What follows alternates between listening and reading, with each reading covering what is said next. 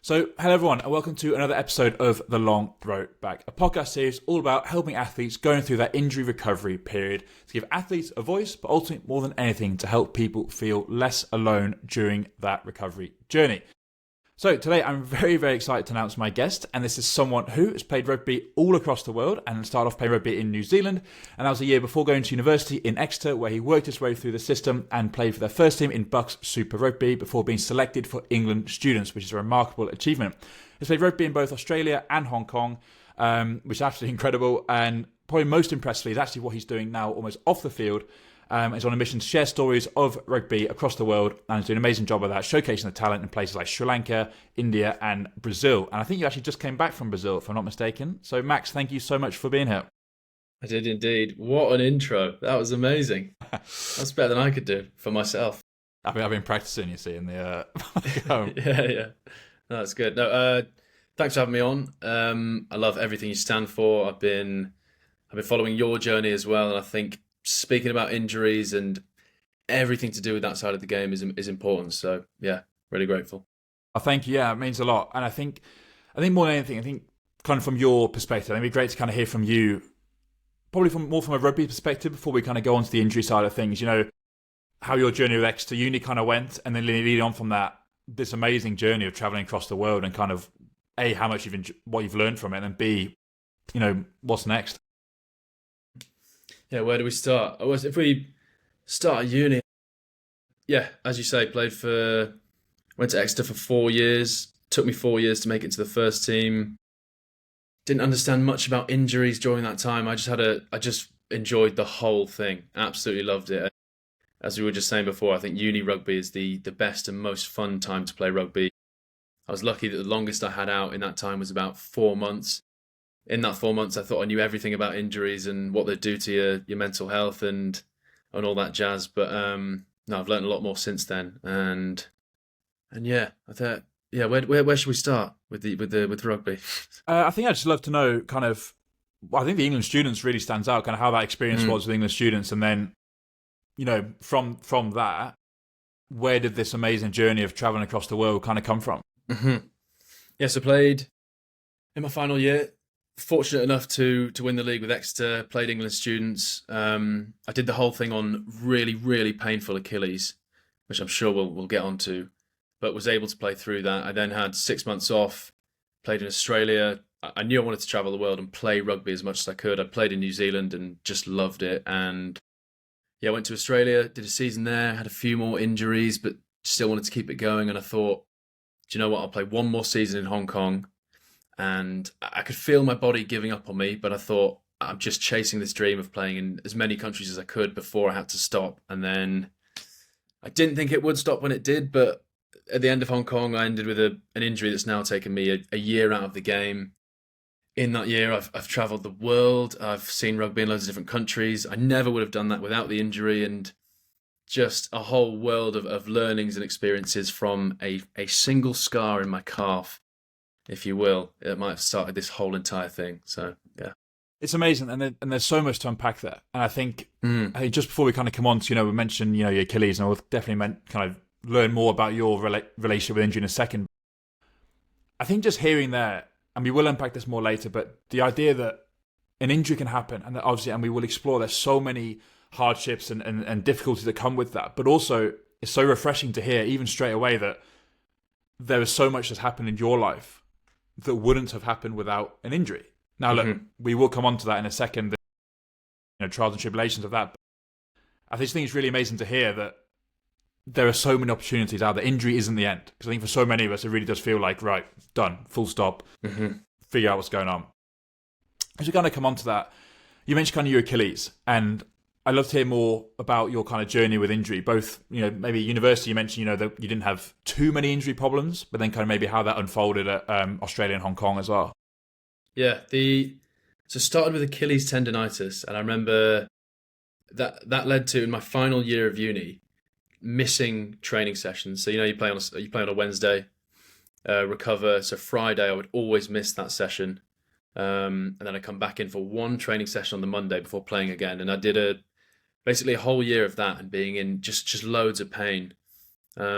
And I messaged you saying it just sucked the fun out of rugby because it did.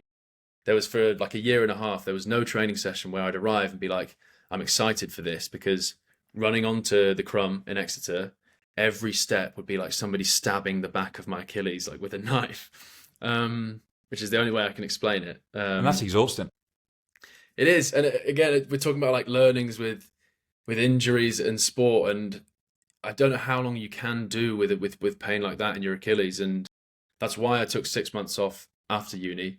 It's why I knew I wasn't going to pursue a professional rugby career or try and play in the champ, because I was like, you get 2 months off over summer, and I thought there is no way I'm doing this level of pain anymore. I'm taking an extended break, and I'll go and try and play in Australia. So that's what I did.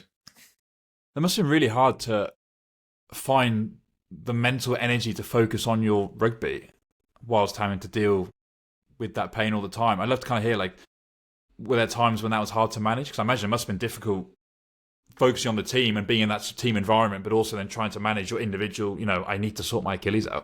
Yeah.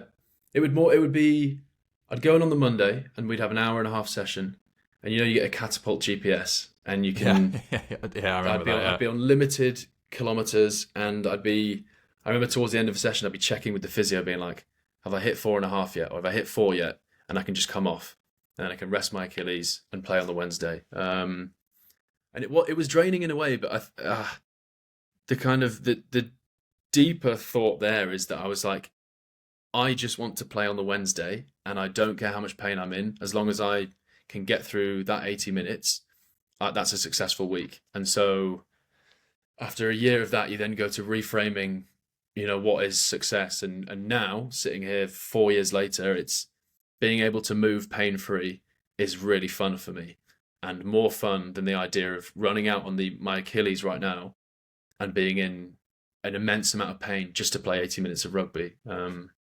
But that's a much deeper situation to go into, I think. Yeah. I mean, just touching on that, I think something that I've learned with my journey is that reframing is so important, because I mean, we were chatting off air about all, the players we play with and all that kind of stuff. And that if I thought back to university time, I remember thinking, right, I've got Exeter away on Wednesday. Great. Right. But we need to get yourself, physically prepared. I know, almost certainly not a good result, but you're prepping, but you're still in the gym on a Monday evening. Everything is geared towards that game. But now my success for me is getting to the point of, well, can I walk without pain? And I think they're just so alien. They're complete opposite ends of the spectrum. And I think the hardest thing I found is that so much of me still wants to be that one that can play in those games and get there, because it's a key part of who I am and how much I love the sport. But then the reality is that this is where I am. So just even, whatever you're comfortable sharing, how did that change kind of feel from being that, the one who was able to play in Australia and Hong Kong, to then in a position you say now that you're just enjoying that walking pain-free? Yeah. I mean, a lot has happened in the I'd say 3 or 4 years since, Achilles tendonitis, and I've had much bigger injuries, which have actually been, because of how much pressure I put on playing rugby, I would have played with Achilles tendonitis for 4 years. It was only the bigger injuries that made me go, I now can't even fight through pain to train or play. So I've been forced to take a step back. And that was when you start going, oh my God, I'm putting too much pressure on being able to train and play rugby, and I have nothing after that satisfies my brain or gives me purpose. And so that was where the problem was. And that was after 3 hamstring injuries and a calf tear in Australia. I went, right, there's clearly something up, because if I lose rugby, I feel awful. So something has to change. And then, you start getting the feelings of rugby's not forever. So what's next? And that's the bigger question I think you have to come to terms with yourself. Absolutely. And I mean, thank you for sharing that, because it's almost like having to expand your identity beyond rugby. Yeah. Which to rugby players is a crazy thought. It is, because I think, and look, I can't speak for other sports necessarily. Like, I as much as I'd love to say I could speak for cricket and football, my level of that was nowhere near what my rugby was. So I can't speak for that. But with rugby, and any kind of elite sport, it's not just the game on the Wednesday. And I know you'll attest to this. You mentioned this. It's that we were actually just before we were literally talking about our routines. That it was, it was a game on a Wednesday. Then it was Thursday evening was probably some sort of review, and then Friday team review, and then I find myself doing line-outs, calls on a Friday. Then it was heavy training Saturday morning. Sunday was probably your recovery day if you could. Monday back in big team session, then Tuesday was team run, Wednesday game. And it really was relentless. But it wasn't just that, it was then off the field. All my best friends are from rugby. We're probably only having this conversation because we have the links in rugby and the connections and that kind of thing. And it's so much more than a sport, I think. And I'd love to kind of hear just, how did that change feel for you? Yeah. I love that we're getting to this level already. Yeah, sorry, I know. Honestly, we've gone straight in. I totally agree, because it's, say in Hong Kong and Australia, it's like the rugby isn't just the sport you play 3 times a week. It's your community, a source of like income, and then on a deeper level, it's like your purpose. It's what you enjoy. It's your hobby. You might go home and think about it when you get home. Write down some notes. It's like 24/7. And the lesson I tried to take from that, and having to take a step away from rugby, is if there's nothing. Because rugby has this issue where you might have a 1% chance of not being able to walk the next day every time you step on a pitch. It's having the knowledge that if that happens, are you well equipped to continue living your life and continue having, do you still have a community around you? Do you still have purpose when you can't play rugby? And there's loads of those kind of parts of life which, as you say, rugby fills. And an injury makes you question, do I need to change something? So when I couldn't play in Australia, I was so injured that I wouldn't go to training. So you lose. I'm not speaking to my mates 3 times a week. I'm just sat inside resting my ankle. I wouldn't go and gym with the players because I can't even do a lower body gym session.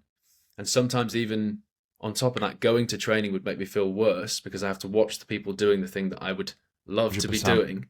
So then it's like a compounding effect of almost pushing away the sport when I have nothing to fall back on. Which is crazy. I know, it's so true. I mean, like I'm hearing you speak, and I'm literally have visions of my own time in Australia. So I was in Melbourne, and I played. Playing is a very loose term because I after 3 weeks of being there, I had a thing called a Lisfranc fracture, which meant that I it's like an ACL, Achilles rupture, whatever it is, it's a serious injury. Yeah. And I was the same. I remember I tried desperately to go to every session, but then I'd find myself at the sessions being like, why am I here?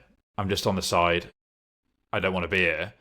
I just want to be playing that game. Yeah. But then if I didn't go, I'm stuck inside, because I imagine working was incredibly hard as well, because your opportunities and choices, and then it starts being a case of, well, why am I even here in this country? Because if I can't do all these things. And to be honest, I don't think there's any right way to manage it. I think it really is individual. I think for me, I definitely realized that the more I tried to get involved, but if I ever didn't want to go, I wouldn't. But if I tried to as much as possible, I definitely felt better. But I know other people, and that's why I'm so intrigued by your journey around the world. So for some people, being involved can help at times as well. So it's kind of interesting, how have you found the kind of experience of going around volunteering and coaching, which look incredible in itself, and then also from an injury point of view, how have you found that kind of balancing kind of your own recovery and also helping and seeing these other people grow? Yeah, I think without even knowing that it would help me in that area of my life, making the videos was really fun, and I wanted to, in a way, give back. And I thought, as you will, playing rugby around the world is amazing. I wanted to make people more aware of that and the actual ins and outs of life. And then at one point it got to, I'm injured, I can't play, but I can continue making these funny videos that I make, which I find and get enjoyment out of. And then from there, it was just a case of it compounded. So it was, I'd film when I was playing, I'd film when I wasn't playing. And if I had 2 weeks off in Hong Kong, and I thought, because I've got this page and this creative outlet and this thing I love doing, I'm going to go to Bangladesh and I can coach, and I have this rugby skill that I can portray to the world and actually help people. And it started with quite a small thing, and it's nicely compounded into Last week I went to Brazil for 3 weeks. I still can't play rugby. I'm still injured, but I was managed to do something with the skill I have and find a community of people, volunteer, and get all those good feelings you get from playing rugby without actually playing it, which I think my younger self would be really grateful that I figured that out in a way. I never want to sit and say I've figured it out. I'm still finding things out and still learning, but much further on than the guy who was playing through Achilles pain in 2022. Yeah, I mean, I absolutely love that. I'm so happy you said that, because that is such a key part of it. It really is, and it might sound. I can imagine for you it feels a bit almost weird, kind of saying it and thinking about it, but like, yeah, the fact that you've managed to turn a really hard situation, and I can see so much of my journey in your trips initially before the. I mean, I've been to Bangladesh and Brazil before that stuff. And, I went to Australia. I pretty much signed a contract for a club in Hong Kong. Mm-hmm. I was going to Sandy Bay. Oh, no way. So in the sense, and that feeling that, well, what am I going to do if I can't have my rugby? I've had those feelings. I can to a degree understand how it feels. Yeah. But then to see what's grown from that for so many people will mean everything, because the amount of people out there who have these injuries and understandably have to go through this horrible hardship and of as you mentioned earlier, the loss of purpose, loss of community, which is massive. But then it's almost like when we can kind of accept what's happened, which is very hard. Sorry, my friend just ran me. No worries. Honestly, but almost when you're going through that, to know there's people out there that have been in your situation and found a way to, still get those benefits from rugby or your sport, whatever that may look like, and then find a way through it. I just think that's really refreshing to see. Yeah, but I agree with you in that there is no right answer. There is no right thing you can do. I'm never going to tell somebody, if you're injured, go and start an Instagram page and try and travel the world, because that comes with its own positives and negatives and everything. But where am I going with this? Yeah, there's no one size fits all, but when you do get an injury, it does force you to go, I'm just gonna, or if you can, and if what I would say to somebody who's just been injured is just take a step back and think, okay, if rugby does disappear, what do I enjoy doing? What could I do? And then even further than that, with my injury, it was, I can't even move, so what can I do? Like I can just about walk, so what can I do whilst walking? And it is a difficult question, and I think people who haven't been injured before might sit and listen to a conversation like this and go, why are they taking this so seriously? But it's so hard to understand until you have that injury and you tell people, you're like, I can't go on a run with you, I can't go on a bike ride with you, I can't play tennis, I can walk somewhere and I can do some calf raises, and outside of that I have to find fulfillment. And also, so many people our age, their fulfillment will be doing a high rocks or a triathlon or long distance running. And even for them, this is a good topic of conversation to say, just have a think, if that was taken away, do you still have the pillars of your life to hold it up, and will you still feel fulfilled? And they're good questions to ask. And I think, again, as you were saying, they don't have to necessarily be negative questions. It's like a positive thing to talk about, what makes you happy? What do you enjoy doing? 100%. And I think that's so true, because in our cases, I mean, I was inspired by your account to start my Instagram page. Thank you. And I think, I actually forgot to mention that before we even came on. I meant to say, I was like, I should tell him this. It started off as an Instagram account showcasing what I was up to in Australia, so my grandma knew what I was doing. Suddenly spiraled into, well, hang on a minute, there are these accounts out there, as you said, quite literally the same kind of journey. If I can't do this, what's one way I can help both myself and hopefully help others, and that kind of thing. So that's so true. And I think that's really, I think it's refreshing to hear. And it's interesting you mentioned our age group as well, because I think one thing our age group does have to deal with is the social media aspect of things. And I think that I smile when you say about everyone seems to be running a high rocks and a triathlon, because that is all I can see.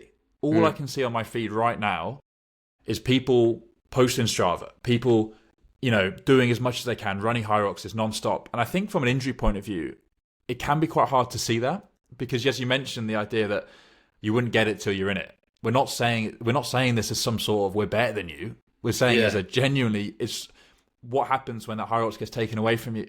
So I'd just be interested to hear, was there ever a time where, maybe even injured, you might have seen other people playing and then, or on social media, and I'd be interested to kind of hear how you felt, seeing people post all these things or do all these things, and you're stuck, as you mentioned, back at home nursing your ankle.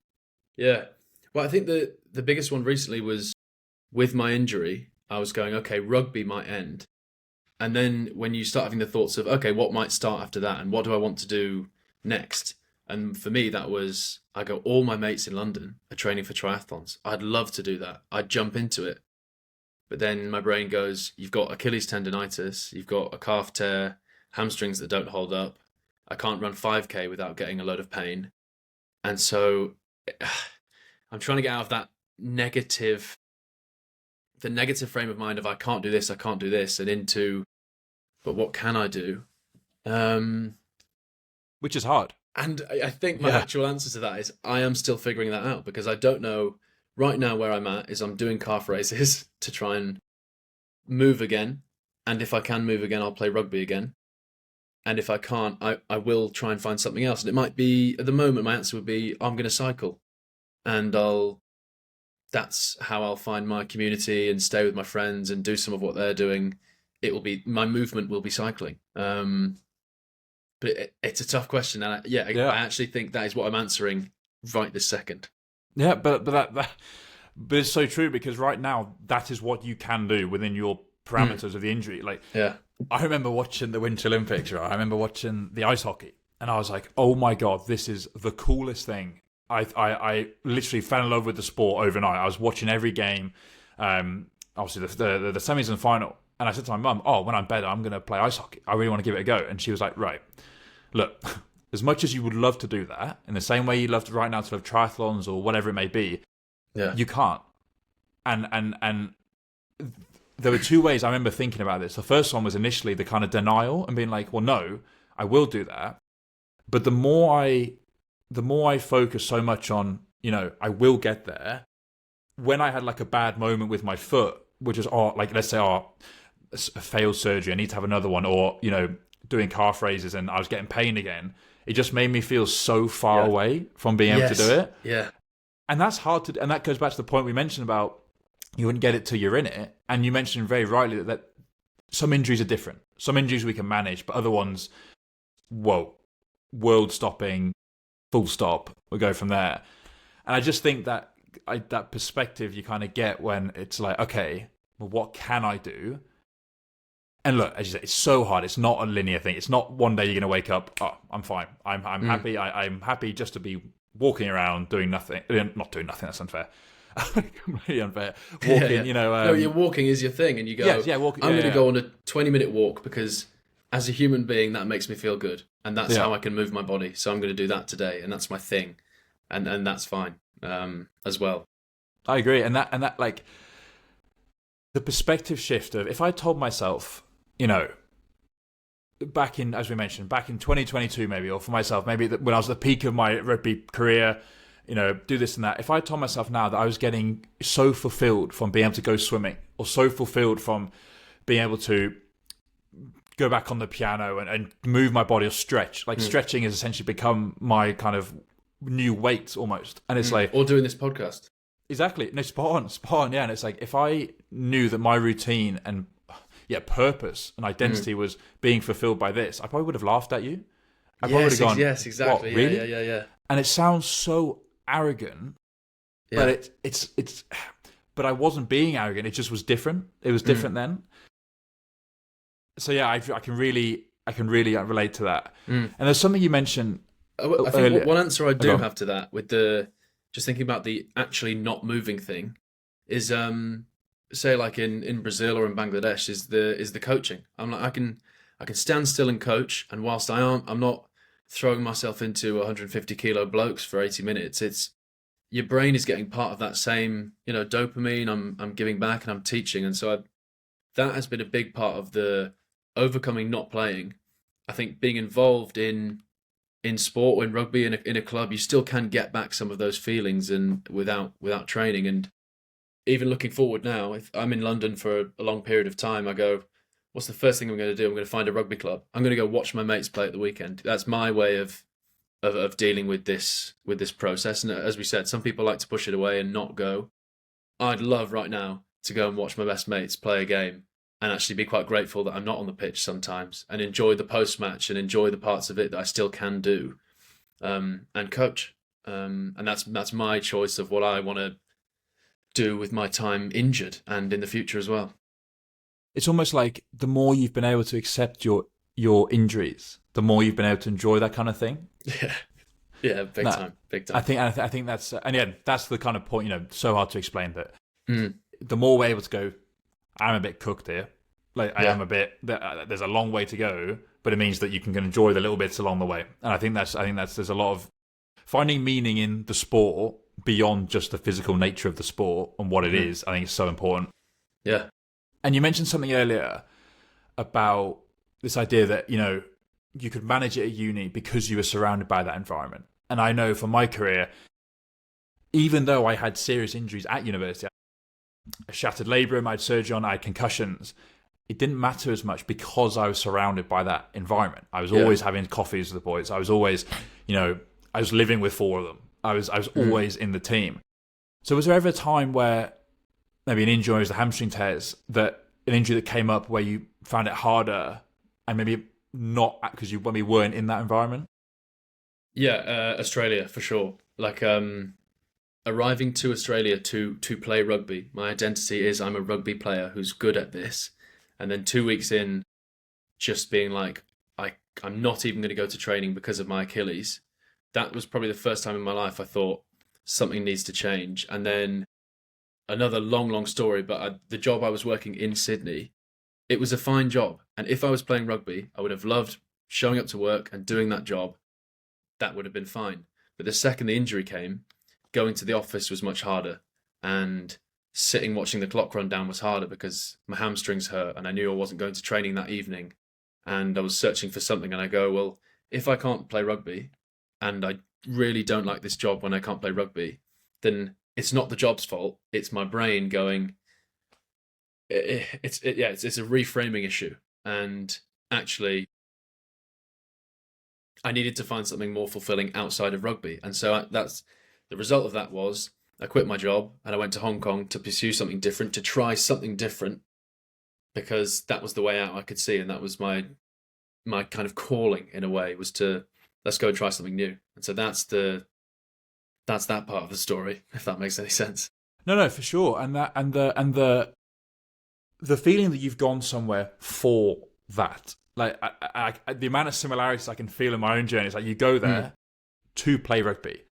I then cannot play rugby. What am I doing? Like what is happening? Even though it wasn't your fault. Goodness me, like you're doing everything you can to get there, and there's no shame in trying to take control of your injury. But then having that gap of like, hang on a minute, almost like, well, why am I here? Because I know from my experience, I almost felt like it was a failure that I wasn't playing, and it was a failure that I should be playing. I'll try and rush back, even though that would be the worst thing. Yes, I possibly done. And I mean, not to speak too much about my own journey, but I remember there was a time when people were telling me, "Oh, just strap up your foot and try and play." And I was like, "Oh yeah, like, I actually might do. Just get a game in before I leave." Thank goodness I didn't do that, because if not only should I have had surgery way back when it first happened, if I'd done that, I mean, my whole foot might have. Who knows what would happen? But it all came from me wanting to kind of be involved with everyone. Yeah, it's under the umbrella again of relying on rugby or something for your entire purpose in life. And from the standpoint of a rugby nomad, that can get more important because it might be your ticket there. It might be your income. And again, for any rugby nomads out there who are thinking of going abroad, my new hot take on doing it is the next place I go to play rugby, if I'm not okay with rugby not being there and me still being in that location, I'm not going. So say I'm thinking about going to Hong Kong in September if I could run. I am going to make sure that decision is right, regardless of rugby first, and then I get to play as well. And that's my new mantra. That's my advice. Yeah. I think that's brilliant. I think because that crosses so many of the themes that we were kind of talking about, in that, sport means everything to us. Of course it does. No one's trying to take that part away from you. But what injuries do, they rip the playing side out of it. So it's like, as you so rightly say, okay, if we can't have this, whether it's in rugby or netball or goodness me, golf, who knows what it is, like, how can I manage without this? And obviously going abroad in particular, obviously given your, the journey you've been on, it's almost like that's times by 10 or times by 100 almost. Yeah. So I think it's holding up so many things at once. Rugby is holding up. It's the entire reason you're there. And from my own experience in Hong Kong, I played my current calf injury. I played on it for a month. And one of the main reasons was because I really, really needed that bit of money, that playing fee every week. I really needed it. And even, I shouldn't, one of my mates would, he'd go onto the pitch knowing he's just going to last 40 and then come off and be like, I just need to get this X amount of money and then I'll come off the pitch and I'll rest up again. And I won't sprint around the pitch, which is looking at it now, you're like, it's a ridiculous way to live your life. But it's not unusual, I think. I have to admit, in our circles, the sport we've played, and look, again, we can only speak about rugby, but netball, hockey, I'm sure this must happen across the board. And it all comes back, as you rightly say, that, well, almost like, well, what have I got without this? Yeah. What have I got without this? And I think and I think we mentioned it, we really went into it earlier, that it doesn't have to be a negative. It doesn't have to be this, who is Tom without his rugby? It can be. Okay, well, a massive part of me, and I've got my boonies up on the wall, and like some of my favourite memories have been watching the Lions and playing rugby. And I'm sure the same for you at Exeter and Australia. But it's okay, if I can't do that now, what can I do? And I think it doesn't happen overnight, but that distinction I think is really important. I think, and that perspective thing is obviously, again, not, you wouldn't get it if you haven't been in that situation, but it really does take that kind of moment to flip that on you. And I think, just kind of moving kind of close to the end here, I think we have touched on this, during the call. I think kind of two things. Firstly, how are you feeling about your injury moving forwards? I think, in terms of your trajectory, obviously share as much or a little as you like to. Yeah, just break down on camera. Mate, I know. Yeah, film me in a few hours trying to do my rehab, I might do the same. So, mostly come to a share, and what's your trajectory with the injury, and what are you looking at, hoping, how are you feeling about it now? Then also, building from that, if there's kind of a piece of advice you could kind of give to yourself, particularly, I think what was interesting for your situation, when the Achilles was really starting to ramp up, maybe at the end of that uni journey, there's maybe one kind of piece of advice that you would give to yourself that you kind of wish you could have heard earlier. Yeah.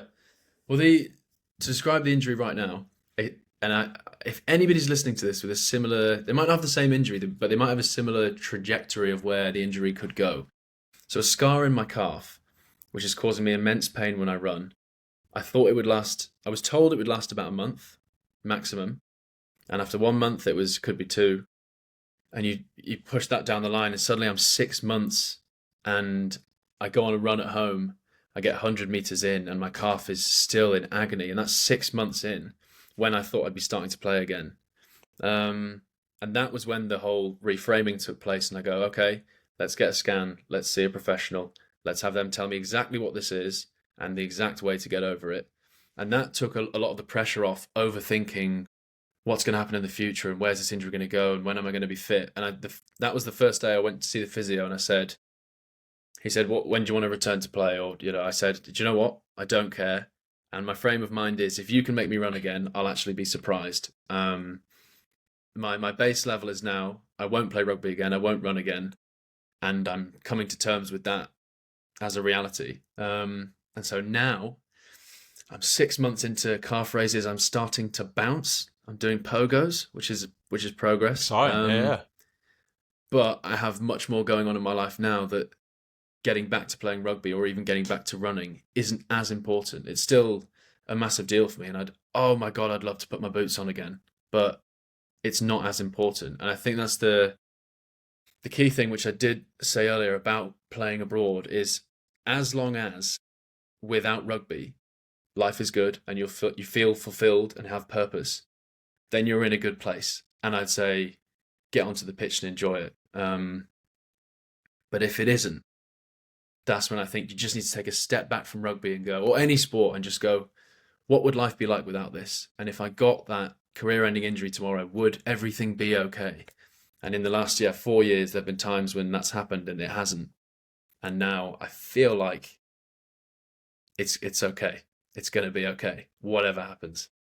No, I think that's brilliant. I think that thing you mentioned there. Yeah, sorry, the situation isn't brilliant. It's not as profound as I thought it was in my head, but it's no, it is. There. It is. It is. No, honestly, it is. I think.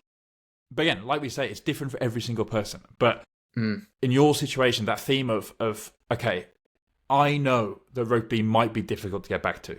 To use a lighter phrase, it might be difficult to get there. So I know that anything I then get, any kind of progress I can make that builds towards it is an absolute bonus. Everything now is a positive rather than a negative. But it all comes from that acceptance, which doesn't happen overnight. Goodness me, it doesn't happen overnight. And you mentioned about the boots on. Yeah, like I mean, I think especially when I watch those games when I could be playing. Yeah, that's when it's hard, and whether that's rugby, cricket, for whatever it is, that's when it's hard. Because I watch England play, unfortunately, doesn't really matter to me when I'm watching it because I'm not. I was never good enough to get there, but I see the level you could get to, and that's when it kind of it's harder. Just briefly, you mentioned about the feeling of it. It started off as a month, then it was 2, then 3, then 4, and then 6. I think that those moving goalposts are really, really hard to deal with. Yes. I'd be interested if you have any thoughts on that. I'd be interested I was going to say, I didn't really round that off because my injury still doesn't have an end date. And so if anybody is listening with an injury that doesn't have an end date, I feel for you because it is horrible. And just not knowing, there's no... right now I have no date of a goal to get back to. And with rugby and a lot of the big injuries as well, you get told straight away, you're like, this won't be longer than a certain amount of time. Or you do your ankle, the first thing you say to the physio is, oh, what's the return to play on this? Or they'll go, 5 to 6 weeks. And you get to 6 weeks, you start getting a bit angsty, being like, put me back on the pitch. You said it would be 6 weeks. And I've had to take a complete step back from that and go, this might never be better. And the key thing is that life continues whilst that's happening. And so the goals I had before of going to Hong Kong in September, maybe going at Christmas, maybe a club in Spain would take me in January, February. It's like out the window. And I'm now a year into an injury, which if I'd done what most players do, which is your life stops when you get injured and starts again when you're fit, I would have just lost a year of my life. And so, I'm quite glad that the dude who was a month into his injury, who just went, do you know what? I've got to go and start doing something. I actually did. Because, an indeterminate injury, I'm not to big myself up, but it's one of the hardest things to go brutal. through. Yeah, it's horrible. I couldn't agree more. Yeah, I agree with everything you're saying. It's the absolute lack of control that happens. Yeah, exactly. Okay, it's like, so I'm doing this rehab. It's the idea that you're almost not recovering. It's like, as soon as it keeps going, you're like, hang on. So I'm almost like, not to use a religious phrase, but like you're almost stuck in purgatory. It's like you're stuck in this like middle ground of, okay, well, I haven't just done it, but I'm not better. And I have no idea when I'm going to be better. It's like, what do you tell your friends? What do you tell your family? Same question every single time. It's how you look from a good place, obviously, but it's like, I don't know. And then that control, I think, is so hard. But I think you actually I think you've actually answered the question I also asked as well, the advice thing, which I'll let you speak for yourself. But this idea that learn to live in those spaces. It's like learn to live between the moments. It's like you're so right when you say that for rugby and for every sportsman, it's that, and sportsmen and women, it's that, okay, injuries here, my life begins again when I get back here. Yeah. But then, hang on, what are you going to do in that massive middle bit? Yeah, life carries on. Absolutely. So look, I'll probably kind of round off the interview there. Honestly, Max, thank you so much for being here. I think your take on particularly that what you can do is so refreshing. I think it can be so easy for me as an account and for lots of other people to focus so heavily on the negative side of things, which obviously, while is important, there's that huge upside or the other side of the coin of what you can do around that. So look, mate, thank you so much. And obviously, we wish you all the best with your recovery. I think all of us will be staying tuned to see what country you go to next. No, thank you. This has been eye-opening. Really enjoyed it. Thank you so much. Thank you.